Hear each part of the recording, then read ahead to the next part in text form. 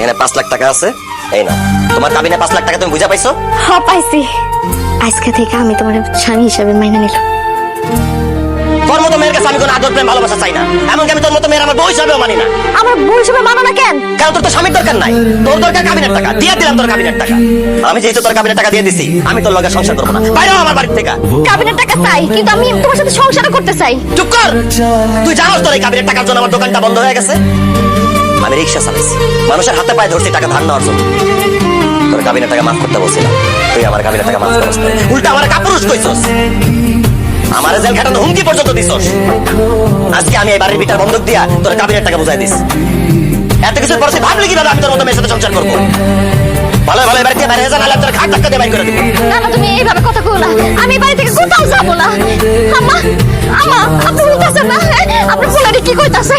আম্মা, আপনি একটু বুঝান, আপনার ছেলেরা বুঝান না আম্মা। এখন কেন আমি বুঝাই?